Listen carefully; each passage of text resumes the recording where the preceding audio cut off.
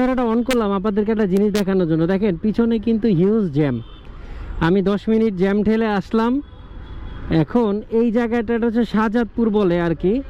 এই জায়গায় জ্যামটা কেন, এটা আমি মূলত আপনাদেরকে দেখাবো। দেখেন এই পর্যন্ত কিন্তু পুরো জ্যাম। আর জ্যামটা হইতেছে দেখেন এই যে বাসগুলা এই পাশের একটা লেন রেখে মাঝখানে লেনে দাঁড়াইতেছে, যাত্রী তুলতেছে, পুরাটা নিয়ে নিছে আর কি। দেখেন এই যে পুরাটা নিয়ে নিছে।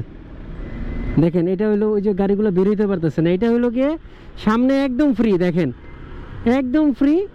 আর পিছনে 10 মিনিট ধরে জ্যাম টেনে আসলাম।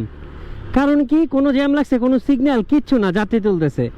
তো ভাই এইখানে যদি মানে আমরা চেঞ্জ না হইতে পারি বা আমাদের ট্রাফিক পুলিশ ভাইয়েরা যদি এই জায়গাগুলো ঠিক না করতে পারে, তাহলে আমি আসলে sorry to say with due respect to everybody, যারা এটা কানেক্টিং কনসার্ন, আপনারা ভালো মতো জানেন যে কোন জায়গায় জ্যাম লাগতে পারে আর কেন জ্যাম লাগে। ওই জায়গায় আপনারা অ্যাকশন নেন না।